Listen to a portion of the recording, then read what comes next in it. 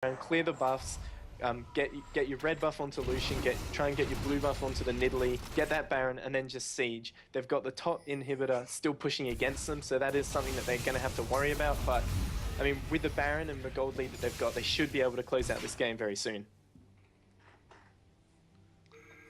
Once Baron it comes up as well, yeah, definitely with that they're going to do quite a lot of damage. Banshee's Veils have been considered by the lineup of Legacy of Alford. We're seeing the works of it on Hectox as well as Ostrich, and it's already been completed by 482. Very good item buy to deal with that go for Flash Tibbers initiation. Yes, it's so important, especially on this Fed Aurelia now. I mean, he's going to be pretty much unstoppable now. He needed that so much versus the Annie in particular, but now it's been built. He's going to be pretty unstoppable here in these team fights. And they do decide to ping onto Baron. Getting into position. Yeah, Baron has been spawned and now it's been started by Ostrich. So again, it works on that right now. Unfortunately though, Belina boys are in no position to deal with it. Hectox is doing quite a good job of zoning him away. Actually, they are suspecting some things. Baron will fall though before they can get in position. So that's already going to go down. Second Baron of the game for Legacy of Alford. But Belina boys, could they be walking into a trap? Blue Eyes already down to half out. So is Funeral Parlor. They have to be very careful. And it doesn't seem to be the case. They have to back away from that. Oh, those spears coming in, just so much constant damage. Absolutely, they're just doing quite a lot of damage. Oh, and there's a Flash Tibbers engagement with Gopher, but there's a quick QSS from Ostrich, so he's able to get away, but it's unfortunately Forest falls. They do lose the inhibitor though, but Hardystone's going to be the next one to fall. That's already 2-0 exchange. Ostrich though avenges his teammates, he picks up a kill. That's already a 2-for-1. But they have taken that inhibitor though. Blue Brownies hasn't given up chase. He's gone aggressive, he's taking a lot of damage. Ostrich forced to flash away. Will he live? No, he will not. So that's a 3-for-1 in favor of Belina boys. Kills for days, but objective not in their favor. Yeah, they lose that inhibitor for 3 members. 3-for-1. It should have been a better trade by Alford, but Aurelia just going a little bit too deep. Annie did make the Lucian use his E to get out of the base and use the QSS as well. So Aurelia was just sort of by herself against 5 people and just got taken out early. But that being said, they still got the inhibitor, they still got an exchange kill, and they're looking to once again just ward up the area around Dragon, deny enemy vision, and I guess wait for the Dragon to come up, which is coming up in about 1 minute 45 seconds. And once again, if they secure that, it should be a win. I mean, it really should. Like, they should easily be able to win a team fight. They've got the gold advantage. They've got a good, a good comp. They've got good items. That 5th Dragon should just be the clincher for them. Absolutely. But we'll have to 4K see how gold it plays ahead. out. All they need is Drag 5. Yeah, absolutely. Become their idol, become the Super Saiyan mode they can be. Banshee's Veils has been purchased by Ostrich and Hexox. They did not have that in the previous fight. Now they do, so that's going to be quite big. Especially with Gopher. All he's doing is Flash Tibbers, and they're relying on that Tibbers initiation from Gopher to get the blow up and the damage they need. The Banshee's Veils definitely going to put a stop to that for a majority of the time. Let's turn it can poke them down. Dragon spawning in just under a minute now. Once again, we're just seeing a huge ward battle from both teams, but definitely in favor of Alford. Just all of these pink wards, and just, I mean, if you look how many wards they have in the area, Belina boys have such a, they need to do this, but it is looking very grim as Annie does get caught out by a Dark Binding. Yeah, but so does Hectox. Hectox went quite deep, so he does able to flash away. Brink's going in as well. He's trying to get the knockup, but he's going to fall. Here comes Funeral Parlor. He's coming. He's mad. He hasn't gotten any kills except for 2 now. Meanwhile, in the top lane, 4DQ is trying to 1v1 Blue Brownies. Actually coming ahead of this fight. Blue Brownies trying his best to defend. Ostrich is like, well, you kill my men, I take you down. He picks up 1. He's trying to get 2.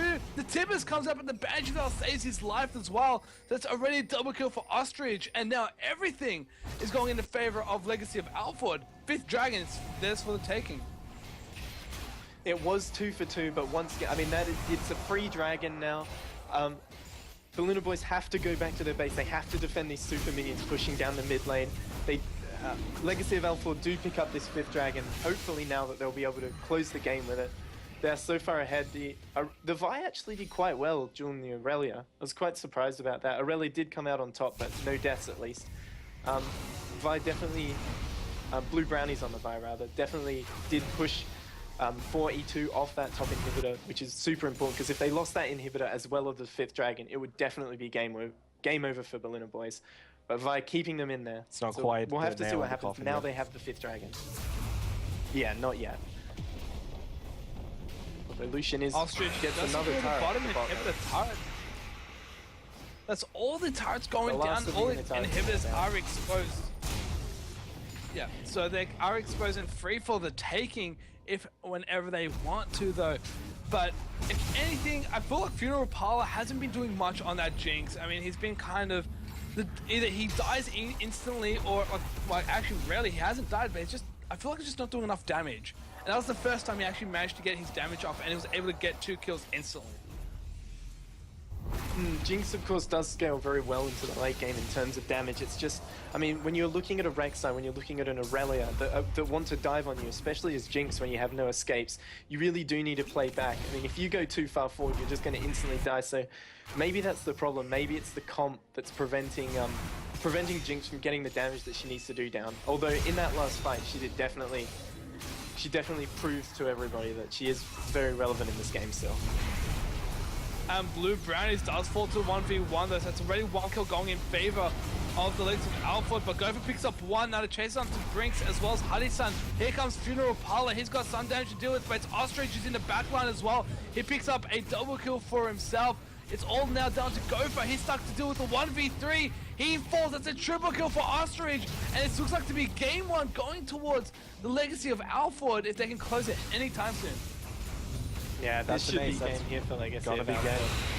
The death timers are just too long now. We've got the closest one 40 seconds. That's definitely more than enough time. They've got 2 minion waves, and this is definitely a game. GG. So game 1 will take the first game. Absolutely, it's going to be quite wondrous for themselves going into game 2. Going to have all that momentum, but a very well coordinated plan and just all round went exceptionally well in Legacy of Alford's way. Yeah, definitely. That 5th dragon just showing how much power it had in that last fight. It just, it was a very close game for most of it. I think the Aurelia was definitely a huge factor, but everyone on the side of Legacy of Alford played well. Everyone played well in this game. It was very close throughout most of it, but I think that the towers, just the pushing, the siege from the Nidalee as well, just managed to close the game out. But definitely for Legacy of Alford, MVP warding. The wards that they had that game were just so well placed. They always had that line of wards. Even at the end, we can still see the map. They have an aggressive ward placement. Just those wards, well played. They made them secure the dragon. So whoever was dropping all the wards, I think all of them were very well done in that regard.